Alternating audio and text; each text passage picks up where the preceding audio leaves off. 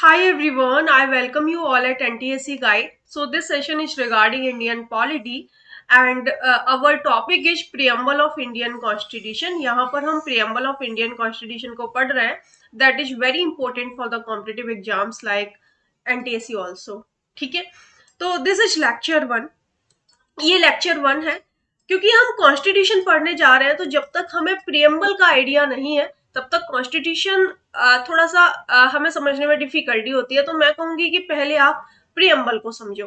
Preamble आपके लिए बहुत ही जानी पहचानी मतलब एक चीज है, क्योंकि जब भी आप पढ़ते हो अपनी एनसीईआरटी ओपन करते हो तो एनसीईआरटी में सबसे पहले मतलब स्टार्टिंग के जो 2-3 पेज होते हैं वहीं पर आपको प्रियम्बल दिखाई देने लग जाता है. कभी आपने प्रियम्बल को पढ़ के देखा है? अगर पढ़ के देखा है तो भी यहाँ पे मैं काफी डिटेल में इसको एक्सप्लेन कर रही हूँ, और पढ़ के नहीं भी देखा है तो अब आप पढ़ सकते हो. देखिए बच्चों, हमारा जो इंडियन कॉन्स्टिट्यूशन है उसकी भी शुरुआत प्रियम्बल से होती है. ठीक है? प्रियम्बल की जो लाइनिंग स्टार्ट हो रही है वो कैसे हो रही है? We the people of India having solemnly resolve to constitute India into a sovereign socialist secular democratic republic. ठीक है? मतलब हम भारत के लोग भारत को क्या बना रहे हैं, सबसे पहले तो ये लिखा हुआ है. तो हम भारत के लोग भारत को बना रहे हैं sovereign socialist secular democratic and Republic. और ऐसा भारत हमें क्या प्रोवाइड करा रहा है? ऐसा भारत हमें प्रोवाइड करा रहा है जस्टिस, लिबर्टी, इक्वालिटी, फ्रेटर्निटी. और ऐसा कॉन्स्टिट्यूशन एडॉप्ट कब किया गया? This was adopted on 26th of November 1949. इस दिन ये एडॉप्ट किया गया, इनैक्ट किया गया. ठीक है? ये चीज यहाँ पर है. तो इस कॉन्स्टिट्यूशन के प्रियम्बल को हम यहाँ समझने वाले हैं. देखिए बच्चों, सबसे पहली जो लाइन है इस प्रियम्बल की वो है B the people of India. मतलब हम भारत के लोग भारत को ऐसा बना रहे हैं. मतलब ऐसा तो था नहीं कि जब प्रियम्बल लिखा जा रहा था तो जितने भी कंट्री में लोग रहते हैं वहां सभी बैठे हों और प्रियम्बल में ये होना चाहिए, ऐसा तो नहीं था. लेकिन हाँ, ऐसा जरूर था कि हमने कुछ लोगों को इलेक्ट किया था और वो इस पर डिबेट्स एंड डिस्कशंस कर रहे थे. एक तरीके से जिन लोगों ने प्रियम्बल या फिर कॉन्स्टिट्यूशन लिखा, ठीक है, उन लोगों को अथॉरिटी किसने प्रोवाइड कराई? हम भारत के लोगों ने, क्योंकि हमने इलेक्ट किया. हमारे यहाँ इलेक्शंस भी होते हैं, उसके थ्रू जो भी हमारे यहाँ रिप्रेजेंटेटिव होते हैं उनको भी जो भी डिसीजन मेकिंग की अथॉरिटी है वो हम ही देते हैं. राइट? तो यहाँ से मतलब we the people of India word का सिग्निफिकेंस है we are living in a democratic country. और अपने जो जिन लोगों ने प्रियम्बल को लिखा या फिर जिन्होंने कॉन्स्टिट्यूशन को लिखा उन्हें अथॉरिटी हमने ही प्रोवाइड कराई है. तो यहाँ पर क्या होता है, जैसे कि यहाँ प्रियम्बल लिखा, जो कॉन्स्टिट्यूशन लिखा गया और कॉन्स्टिट्यूशन के बाद प्रियम्बल लिखा गया. कैसे? जैसे कि एक इंसान होता है ना, वो इंसान कैसा है उसके बेसिस पर उसका एक आईडी कार्ड बनता है कि नहीं? जब आप स्कूल में पढ़ने जाते हो तो आपका नाम, फादर्स नेम, मदर्स नेम, आपकी क्लास, आपकी सेक्शन, जिस सेक्शन में पढ़ते हो, एटसेट्रा एटसेट्रा, बहुत सारी चीजें वहां लिखी होती हैं. तो पहले आप स्कूल गए, फिर आपका आईडी कार्ड बना. तो ऐसे ही पहले प्रियम्बल लिखा गया, फिर पहले कॉन्स्टिट्यूशन लिखा गया, फिर उसका आईडी कार्ड बना, मतलब प्रियम्बल बना. तो एक बहुत बड़े कॉन्स्टिट्यूशनल एक्सपर्ट हैं एन.ए. पालखी वाला. उन्होंने प्रियम्बल को क्या बोला? उन्होंने प्रियम्बल को बोला as the identity card of the Indian constitution, कि प्रियम्बल हमारे इंडियन कॉन्स्टिट्यूशन का एक आईडी कार्ड है. इस तरीके से हम क्या कह सकते हैं? Preamble is the key note of our Indian constitution. Preamble हमारे इंडियन कॉन्स्टिट्यूशन का एक की नोट है. तो इस तरीके से प्रियम्बल में क्या है? हमारे इंडियन कॉन्स्टिट्यूशन की समरी है. Preamble is the essence of our Indian constitution. ठीक है, एक बहुत ही इंपॉर्टेंट क्वेश्चन की तरफ चलते हैं. कई बार हमारे एग्जाम में क्वेश्चन आता है कि हमने प्रियम्बल को एडॉप्ट कहाँ से किया. बच्चों, मैं कहूंगी हमने या फिर किसी भी कंट्री ने प्रियम्बल को यूएसए से ही अडॉप्ट किया, बिकॉज यूएसए यानी American constitution was the first to start with preamble. जो पहला कंट्री था अमेरिका जिसने अपने कॉन्स्टिट्यूशन में प्रियम्बल को अडॉप्ट किया, वो यूएसए से था. तो अगर किसी भी कंट्री ने प्रियम्बल को अडॉप्ट किया तो वो यूएसए से ही अडॉप्ट किया. लेकिन कई बार आप ऑस्ट्रेलिया पढ़ते हो, तो बच्चों ऑस्ट्रेलिया से प्रियम्बल की लैंग्वेज को अडॉप्ट किया गया।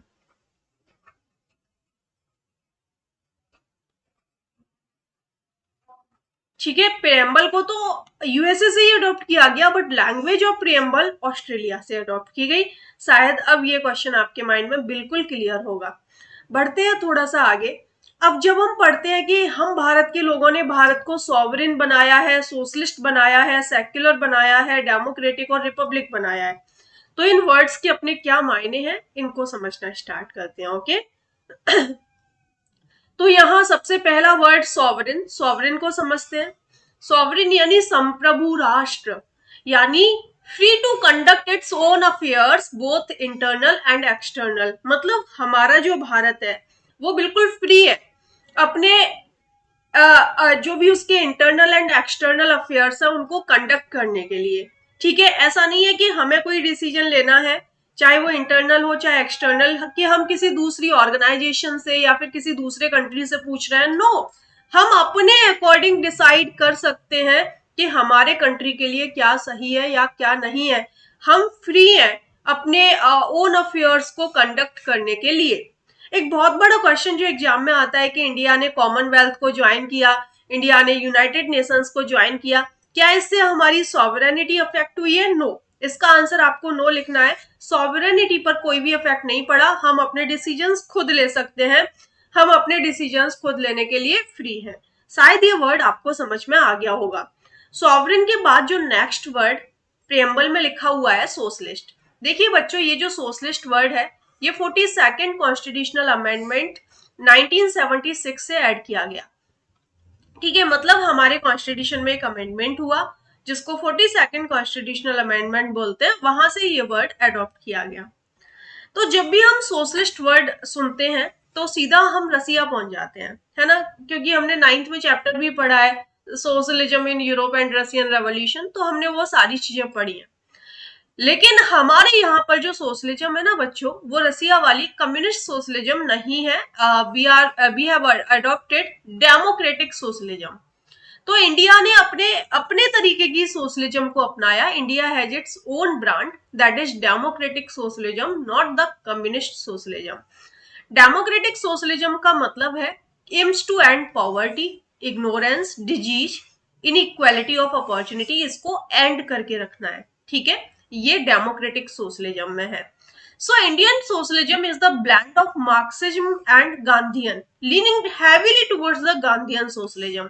मतलब हमारे यहाँ पर जो सोशलिज्म है वो पूरी तरीके से ज्यादातर वे में गांधीयन फिलोसफी पर बेस्ड है। अब जब हम मार्क्सिस्ट सोशलिज्म को पढ़ते हैं, जो रसिया वाली सोशलिज्म, उसमें बेसिकली रिसोर्सेज जो होते हैं वो स्टेट के होते हैं और डिस्ट्रीब्यूशन ऑफ रिसोर्सेज पर फोकस किया जाता है। लेकिन हमने गांधीयन सोशलिज्म अपनाई है। गांधीयन सोशलिज्म में equality of status of opportunity पर फोकस किया जाता है। हमने यहाँ रिसोर्सेज डिस्ट्रीब्यूशन पर फोकस नहीं किया, हमने अपॉर्चुनिटी के इक्वल डिस्ट्रीब्यूशन पर फोकस किया। देखो यहाँ क्या होता है मार्क्सिस्ट सोशलिज्म में, जैसे कि स्टेट के पास 100 रुपीज है और स्टेट में 10 पॉपुलेशन है, तो स्टेट क्या करेगा, 10 रुपीज सबको बांट देगा बराबर बराबर। लेकिन हमने क्या किया है, हमने अपॉर्चुनिटीज को डिस्ट्रीब्यूट किया है। हमारे यहाँ सबके पास अपॉर्चुनिटी है, वो कुछ भी बन सकता है, सबको अपॉर्चुनिटी है। ऐसा नहीं है कि किसी से भी वो हक छीन लिया गया हो। ठीक है, जो भी एलिजिबिलिटी क्राइटेरिया है स्टेप वाइज, उसके अकॉर्डिंग आप सबको अपॉर्चुनिटी प्रोवाइड कराई गई है सारी चीजों की। तो Gandhian socialism equals to equality of status of opportunity and we are not distributing resources equally. Okay, we are distributing opportunities. हमारे यहाँ कुछ पार्ट नेशनलाइज्ड है, मतलब कुछ पब्लिक सेक्टर है, कुछ प्राइवेट सेक्टर है, तो इस तरीके से हमने डिफाइन किया गया है चीजों को। जो तीसरा वर्ड जो कॉन्स्टिट्यूट मतलब हमारा भारत कैसा है, सॉवरेन, सोशलिस्ट, सेक्युलर। अब हम सेक्युलर वर्ड पर आते हैं बच्चों। ये सेक्युलर वर्ड भी 42nd कॉन्स्टिट्यूशनल अमेंडमेंट एक्ट 1976 से ऐड किया गया। उधर भी 1976 ही लिखा था ना। ओके ठीक है, तो ये जो वर्ड है ये 1976 से ऐड किया गया है। इसमें क्या है सेक्युलर वर्ड का मतलब है बच्चों all religions have same status and position जितने भी रिलीजन्स हैं सबका सेम स्टेटस है, सबकी सेम पोजीशन है, किसी भी रिलीजन के साथ कोई भी डिस्क्रिमिनेशन नहीं है। ठीक है। हमारे यहाँ पर जो फंडामेंटल राइट्स हैं वहां पर आर्टिकल 25 से 28 है, guaranteeing the fundamental rights to freedom of religion, मतलब हमें रिलीजियस वे में पूरी फ्रीडम मिली हुई है। So we are living in a secular country. तो इंडिया के आपने 3 फीचर्स कवर किए, India is a sovereign, India is a socialist, अपने टाइप का socialist, okay, and then secular. Next चलते हैं डेमोक्रेटिक पर। ठीक है, डेमोक्रेसी क्या होती है, आपने 9th में वैसे चैप्टर पढ़ा है what is democracy, why democracy. वहां पर आपने डेमोक्रेसी के फीचर्स पढ़े थे, रूलर्स शुड बी इलेक्टेड। ठीक है, जो भी इलेक्टेड, जो डिसीजन मेकिंग पावर है वो इलेक्टेड रूलर्स के थ्रू होनी चाहिए। सबको वोटिंग राइट होनी चाहिए, फ्री एंड फेयर इलेक्शंस होने चाहिए, इलेक्शन रेगुलर इंटरवल्स पर होने चाहिए, independence judiciary, rule of law होना चाहिए। ये सारी चीजें आपने पढ़ी, 1 person 1 value 1 vote, universal adult franchise हो गई। तो यहाँ पर ये कुछ फीचर्स होते हैं डेमोक्रेसी के जो फॉलो होने चाहिए डेमोक्रेसी को बनाए रखने के लिए। तो जैसे कि executive is always responsible to legislature, universal adult franchise हो, पीरियोडिक इलेक्शन हो, इंडिपेंडेंस ऑफ जुडिशरी हो, रूल ऑफ लॉ हो। ठीक है। तो डेमोक्रेसी में क्या होता है, जैसे आपने अब्राहम लिंकन साहब की भी डेफिनेशन पढ़ी होगी, democracy is the by the people for the people to the people, ये आपने सुना है ना। तो यहाँ पर जो मेन सोर्स है पावर का कि डिसीजंस किसके थ्रू लिए जा रहे हैं, वो लोगों के द्वारा लिए जाने चाहिए। और हमने प्रेम्बल की पहली ही लाइन पढ़ी थी, we the people of India, हम भारत के लोग भारत को sovereign socialist secular democratic republic बना रहे हैं। ठीक है, तो हम ही तो बना रहे हैं, तो हमारे यहाँ जो सोर्स ऑफ अथॉरिटी है वो पीपल ऑफ इंडिया है। हालांकि people of India directly decision making में नहीं बैठते, लेकिन उन्होंने कुछ जो रिप्रेजेंटेटिव इलेक्ट किए गए हैं उनके थ्रू डिसीजन मेकिंग होती है। तो जो डेमोक्रेसी होती है, जैसे अगर कहीं स्मॉल पॉपुलेशन है, कम है पॉपुलेशन, वहां पर डायरेक्ट डेमोक्रेसी वर्क कर सकती है। बट इंडिया में तो मतलब पॉपुलेशन वाइज उतनी कम पॉपुलेशन नहीं है कि सारे लोग डिसीजन मेकिंग में पार्टिसिपेट कर लें। तो इनडायरेक्ट डेमोक्रेसी है, मतलब हम भारत के लोग अपने रिप्रेजेंटेटिव चुनते हैं कि हमारी तरफ से डिसीजन लेंगे एंड उनके थ्रू डेमोक्रेसी का मेंटेनेंस किया जाता है। ठीक है, तो आपको शायद डेमोक्रेटिक वर्ड भी समझ में आ गया होगा। And the next word is Republic. Republic में क्या होता है, जो हेड होता है, हेड ऑफ द कंट्री, वो इलेक्टेड होता है। अगर कहीं पर हेरिडेटरी पोजीशन है तो उसको आप मोनार्क बोल देते हो, आपने कई सारे मोनार्क कंट्रीज के बारे में सुना होगा। जैसे कि अगर कहीं पर राजा एक हेरिडेटरी पोजीशन के थ्रू आ रहा है, जो हेड ऑफ द स्टेट, मतलब जैसे हमारे यहाँ प्रेसिडेंट है, तो हमारे यहाँ प्रेसिडेंट अगर हेरिडेटरी पोजीशन होती तो हम उसको मोनार्क बोलते।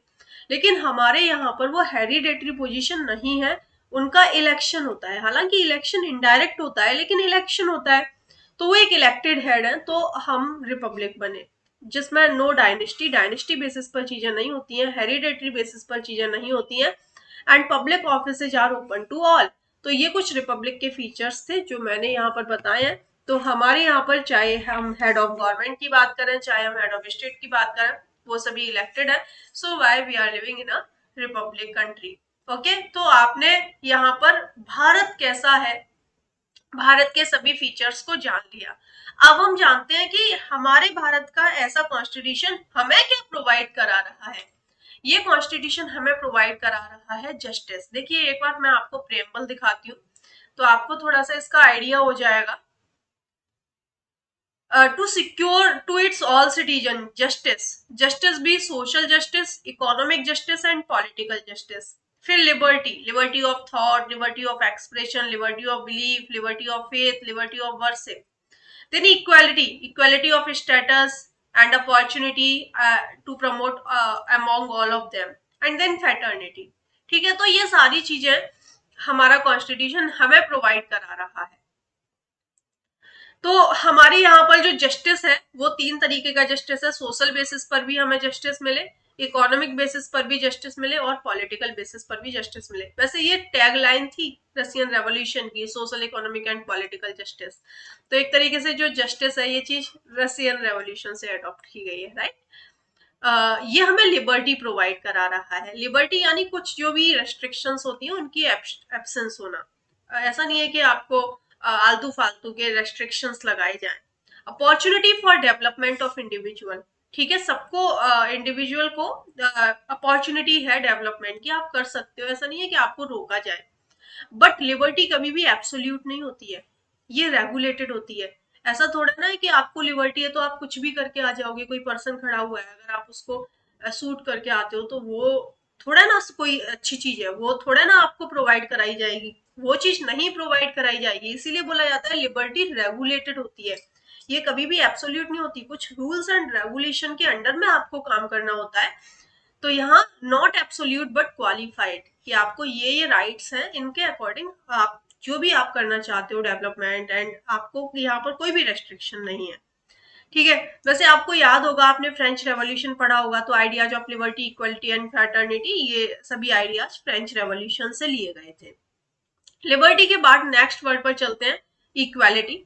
हमें सभी तरीके की इक्वालिटी है, हमें सिविक इक्वालिटी भी मिली हुई है, इकोनॉमिक इक्वालिटी भी मिली हुई है, और पॉलिटिकल इक्वालिटी भी। हालांकि मैं फंडामेंटल राइट्स पढ़ाऊंगी तो ये आर्टिकल पढ़ाऊंगी, तो मुझे आर्टिकल तो सारे पढ़ाने ही पढ़ाने हैं, तो मैं उनका आर्टिकल्स का डिस्कशन काफी डिटेल में वहां पे करूंगी। लेकिन आपको पता होगा, राइट टू इक्वालिटी में, फंडामेंटल राइट में ये राइट्स हैं, ये हमें इक्वालिटी प्रोवाइड कराते हैं। आर्टिकल 39 इकोनॉमिक इक्वालिटी प्रोवाइड कराता है, इट्स वेरी इंपॉर्टेंट, कई बार आपके एग्जाम में आया है। ठीक है, एंड ये जो भी मैंने लिखा है ना स्लाइड पर, आपको जो भी लिखा होगा that is very relevant and very important for your exam point of view. अब जो पॉलिटिकल इक्वलिटी है, ये आर्टिकल 325 एंड 326 में आपको प्रोवाइड कराई जाती है। ठीक है, अब नेक्स्ट वर्ड आता है फेटर्निटी, भाईचारा, लोगों में कलेक्टिव आइडेंटिटी बनी रहे, ब्रदरहुड हो, सेंस ऑफ ब्रदरहुड।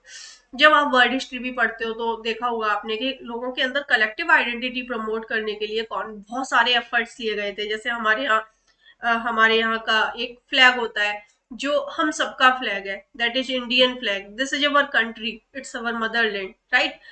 तो इन सारी चीजों से एक राष्ट्र गीत होना, राष्ट्रगान होना, ये सब क्या करते हैं, ये कलेक्टिव आइडेंटिटी प्रमोट करते हैं। हम सब इक्वल हैं, हम सब भारत के लोग हैं। तो यहाँ से फेटर्निटी से क्या आता है, sense of brotherhood. Fundamental duties के थ्रू, जो फंडामेंटल ड्यूटी आर्टिकल 51A में है, मैं इन्हें काफी डिटेल में आपको पढ़ाऊंगी, so don't worry. Single citizenship, हम सबके पास सिंगल सिटीजनशिप है, हम सब इक्वल है, तो ये फैटर्निटी है। सो फैटर्निटी एक तरीके से है क्या, assuring the dignity of individual, unity and integrity of the nation. ठीक है, ये एश्योर कर रही है डिग्निटी ऑफ इंडिविजुअल को, क्योंकि यहाँ पे ऐसा लग रहा है कि ये सारी चीजें, मतलब ऐसा लग नहीं, ऐसा है भी कि ये सारी चीजें जो कुछ भी है, कॉन्स्टिट्यूशन है, कॉन्स्टिट्यूशन के रूल्स हैं, सबके लिए इक्वल है। तो यहाँ से ऐसा नहीं है कि किसी भी पर्सन को ये लग रहा हो कि भाई इसको तो ये राइट दे दिए, मुझको ये नहीं दिए, है ना, ऐसा किसी को नहीं लगेगा, सबके पास इक्वल राइट्स है। तो इससे डिग्निटी ऑफ इंडिविजुअल प्रमोट होती है। जब डिग्निटी ऑफ इंडिविजुअल होगी तो यूनिटी आएगी, और यूनिटी होगी तो नेशन इंटीग्रेट होगा। ये जो इंटीग्रिटी वर्ड है ना, ये भी 42nd कॉन्स्टिट्यूशनल अमेंडमेंट 1976 से ऐड हुआ। अब देखो, यहाँ से आपके एग्जाम में एक बहुत ही बेसिक क्वेश्चन आता है। वो बेसिक क्वेश्चन ये है कि हमारे इंडियन कॉन्स्टिट्यूशन में कितनी बार अमेंडमेंट हुआ है। तो एक ही अमेंडमेंट हमारे इंडियन कॉन्स्टिट्यूशन में हुआ है, वो है 42nd कॉन्स्टिट्यूशनल अमेंडमेंट।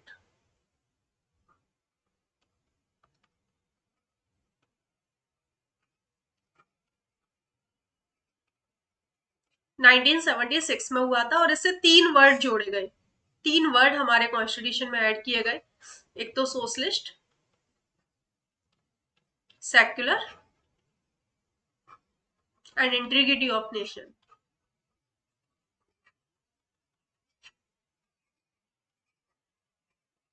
ठीक है, ये आपको याद रखना है। तो ऐसा कॉन्स्टिट्यूशन हमने कब एडॉप्ट किया, 26 नवंबर 1949 को। ठीक है, तो मुझे लगता है कि आपको बहुत ही अच्छे तरीके से ये प्रियम्बल ऑफ इंडियन कॉन्स्टिट्यूशन समझ में आ गया होगा। अगर आपको ये सेशन लगता है कि यूजफुल है, वैसे ये सेशन आपके लिए बहुत ज्यादा यूजफुल है। यहाँ से आपके, चाहे हम मैं स्टेज 1 की बात करूं चाहे स्टेज 2 की बात करूं, आपको एक क्वेश्चन मिलता ही है एनटीएससी में, या फिर मैं किसी भी कॉम्पिटेटिव एग्जाम की बात करूं, यहाँ से क्वेश्चन आता ही आता है। ठीक है, तो आप इस सेशन को लाइक जरूर करना है आपको। ठीक है, अपने फ्रेंड्स के साथ फॉलो जरूर, शेयर जरूर करिएगा, और अगर चैनल अभी तक सब्सक्राइब नहीं किया है तो वो भी कर दीजिए। और जो भी एनटीएससी ओरिएंटेड कोर्सेज हैं वो इस चैनल पर आपको प्रोवाइड कराए जा रहे हैं, so you can subscribe this channel, okay. And don't forget to press bell icon for the notifications, ठीक है। अगर आप बेल आइकन प्रेस करते हो तो जो भी लेटेस्ट नोटिफिकेशंस होते हैं वो आपको मिलते रहते हैं। तो मिलती हूँ किसी दूसरी क्लास में किसी दूसरे सेशन के साथ। तो फिलहाल मैं एंड करती हूँ सेशन को। सो बाय बच्चों, bye and take care, bye bye.